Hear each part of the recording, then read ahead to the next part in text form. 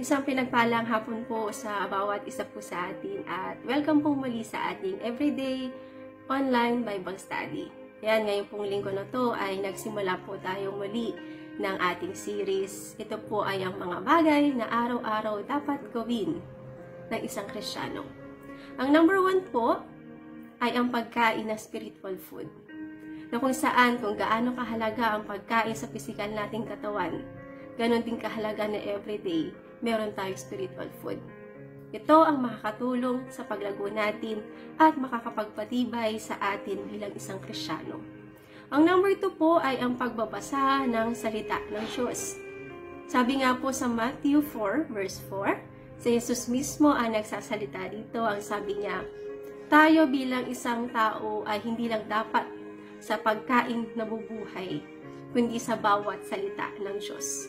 Kaya mahalaga na dapat araw-araw ay nakakapagbasa tayo ng Word of God. Alam niyo po, meron nga po akong nabasa. Sabi ni Smith Wigglesworth, sabi niya po dito, I never consider myself thoroughly dressed unless I have my Bible in my pocket. I would as soon go out without my shoes as without my Bible. Sabi niya, hindi ko masabi na ako ay lihis na o nakaayos na kung wala sa bulsa niya ang Word of God o ang kanyang Bible. Para daw siyang umalis na walang sapatos kung wala siyang dalang Biblia. Ganun na lamang po ang pakiramdam niya na may kulang sa kanya bilang isang tao kung wala siya dalang Bible kahit saan siya magpunta. Alam niyo po, maraming mga tao ang nakapagsabi. Tuwing nakikita po nila si Smith Wigglesworth sa isang restaurant, during sa time na nagtatravel siya for ministry, sabi po nila, after each meal, after niyang kumain, ang ilalabas naman niya ay ang kanyang Bible sa lamesa. Ang ilalabas naman niya yung kanyang Biblia na dala-dala. Sabi nga po niya, napakain ko na ang physical kong katawan. Ngayon, ang inward man ko naman o ang aking spirito. Alam niyo po, si Smith Wigglesworth, ganun kadami yung oras niya na ginugugol niya para sa pagbabasa ng salita ng Diyos. Araw-araw, binabasa niya ito, kaya kung mababasa po natin yung mga patungkol po sa kanya, andun yung pagkilos ng Lord sa ministry niya. Madaming himala, madaming gumaling. Sabi nga po dito, sa mga nabasa ko po, sabi doon, deep intimacy and God's Word ang naging susi sa pagkilos sa ministry niya. Nakatulad po ni Smith Wigglesworth, maging tapat po tayo araw-araw sa pagbabasa ng salita ng Diyos. Mas makikilala po natin, mas mararanasan po natin ang mercy at ang love ng Panginoon. Yan po, number 3 po tayo. Ito po pag-aaralan po natin ngayon. Araw-araw na pagtupad sa pangako. Yan, pakisabi po sa katabi, pagtupad sa pangako. Sabi po sa Psalm 61 verse 8, at ako'y palaging aawit ng papuri sa inyo, at tutuparin kong lagi ang aking pangako sa inyo. Sabi po sa NIV, then I will sing in praise of your name, and fulfill my promise day after day. Ang nagsulat po ng Psalm 61 ay si David. Sabi niya, I will sing praises. Si David ay palaging naglalaan ng oras upang magpuri o mag-worship sa Panginoon. Makikita natin na kumukonekta siya sa Panginoon, na once kasi nakakonect tayo sa Panginoon, mas sensitibo tayo sa mga bagay na pinapagawa niya sa atin. Sabi nga ni David, and fulfill my promise day after day.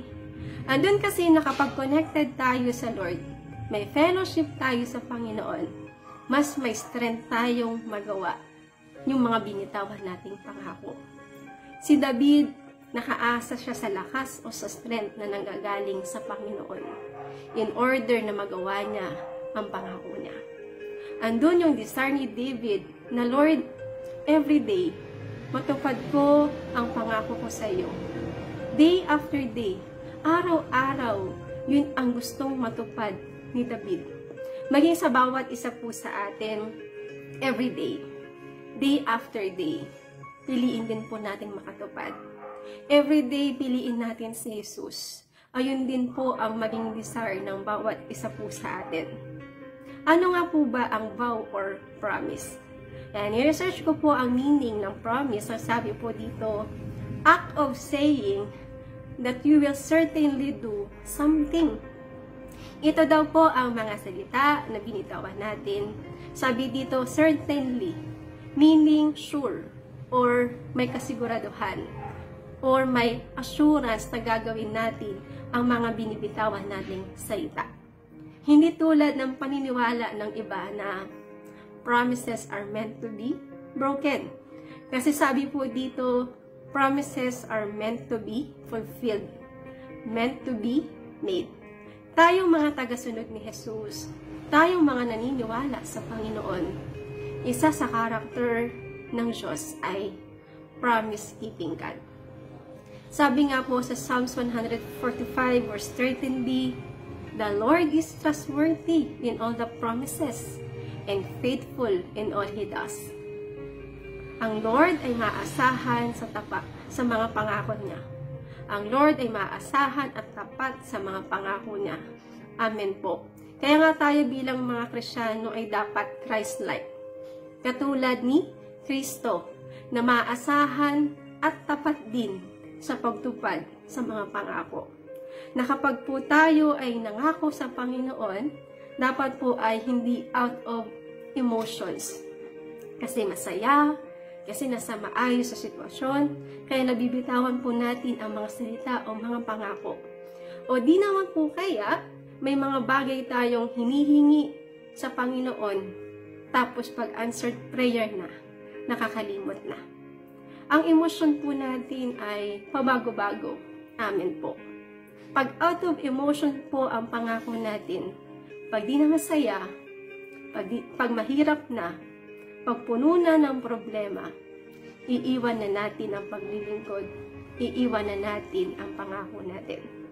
Katulad po dito sa kwento po ni Peter, balikan po natin ang kwento niya, yung mga salitang binitawan po niya sa Panginoong Jesus. Sa verse 33 po, basahin natin ng Mateo 26. Sabi dito, Peter declared to him, though they are all offended and stumble and fall away because of you, and distrust and desert you, I will never do so. Peter declared, nagbitaw po si Pedro ng salita kay Jesus. Sabi niya, I will never do so. Hindi ko gagawin. Kahit lahat na sila, kahit sila ay mawalan ng tiwala, kahit iwanan nila kayo, sabi ni Pedro, hindi kita iiwan, Panginoon. Talon po tayo sa verse 35, TPT translation.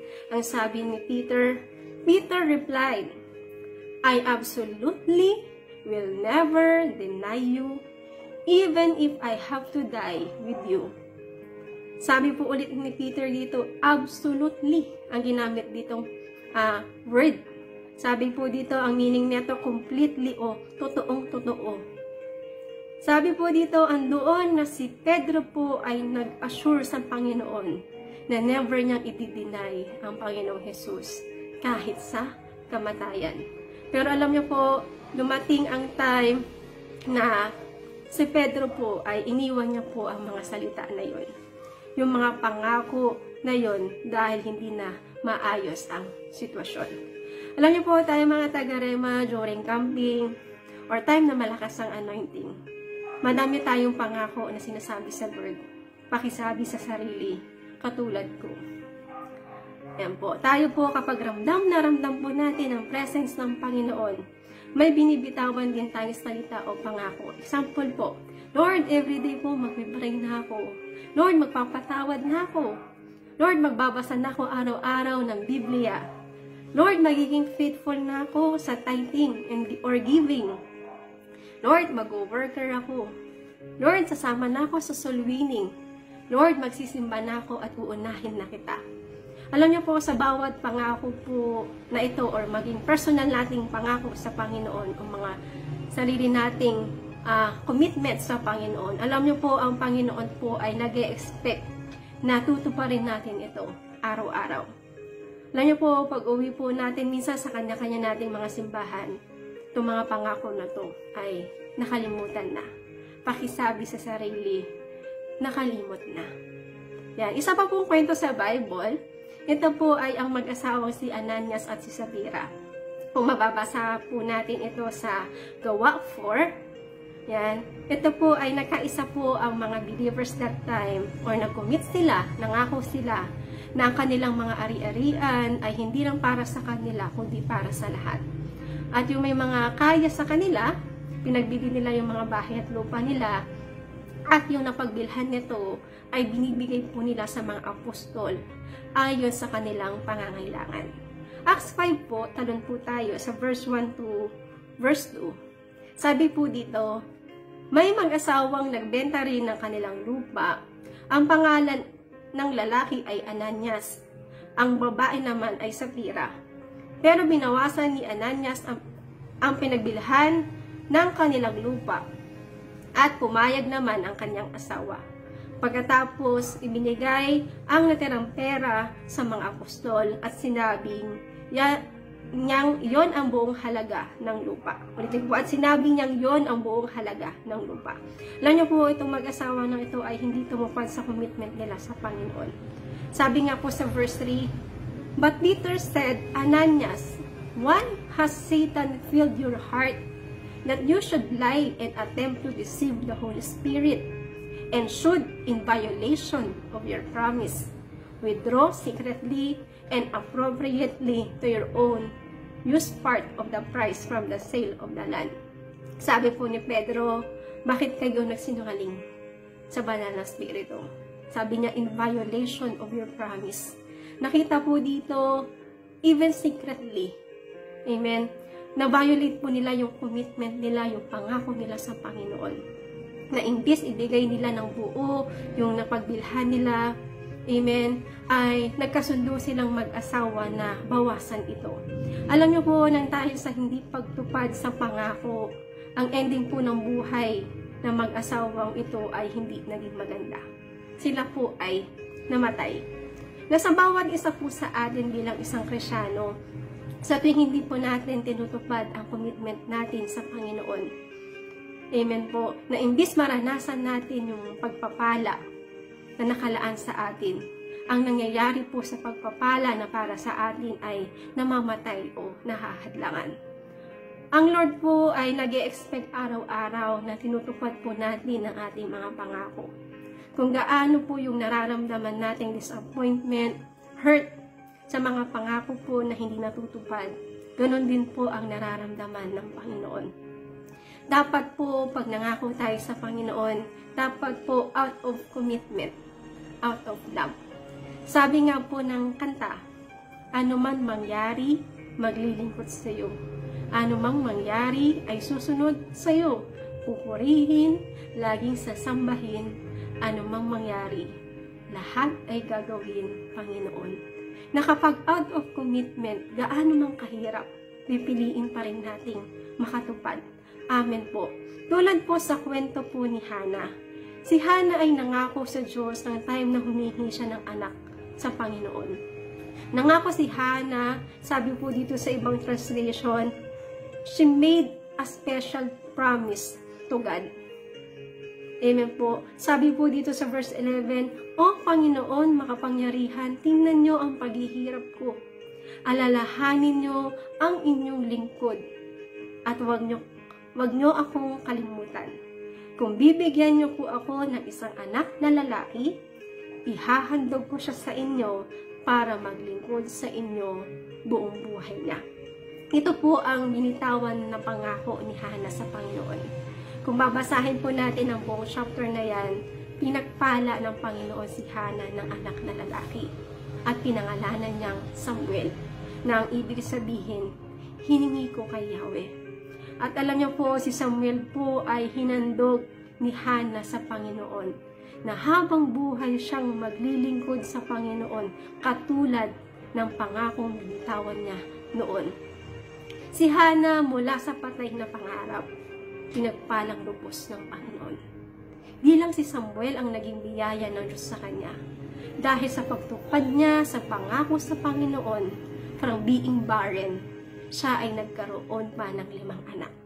Ang Lord po ay napiplease sa tuwing tumutupad tayo sa ating mga pangako. Amen po. At ang perfect example po natin sa pagtupad ng pangako ay si Jesus. Yung faithfulness niya sa pagtupad ng pangako.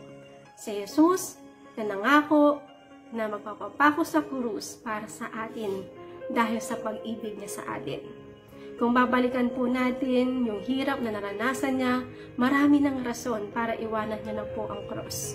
Sabi nga po sa Matthew, nabagabag at naghihinagpis ang kalooban ni Jesus. Sabi nga po ni Jesus doon, halos mamatay na siya sa tindi ng kalungkutan. Marami ng rason, pero pinili ng Panginoong Jesus na makasunod sa pangako niya. Na sa kabila ng sakit, sa kabila ng hirap, ang Panginoong Jesus po ay pinili niyang matupad ang pangakong yun. Amen po. Sabi nga po na Philippians 2 verse 5, have a mind like Jesus. Magkaroon tayo ng kaisipan, pananaw, pag-uugali na katulad ni Kristo. Magkaroon tayo ng kaisipan na katulad kay Jesus. Sa time na nahihirapan na tayo, na makatupad sa pangako natin, sundan po natin yung footsteps na iniwan sa atin ng Panginoong Jesus. Amen po. Hindi po i-close mo po sa isang kwento. Naalala ko po, meron po laging kinikwento sa atin si Pastor Boy na merong isang babae na mga awit sa simbahan. Na dumating po yung time, itong babae po na ito ay nagsabi siya sa pastor niya na ayaw na muna niyang gawin yung ministry niya. Gusto na muna niyang magpahinga sa pagpapaawit. At ang babae po na ito, one day ay nanaginip po siya. Sa panaginip po niya ay paparating na ang Panginoong Jesus. At yung bawat tao sa paligid po niya, yung mga tao na nakita po niya, ay may dala-dalang bulaklak o offering sa pagdaan ni Jesus. At ihahagis po nila ito.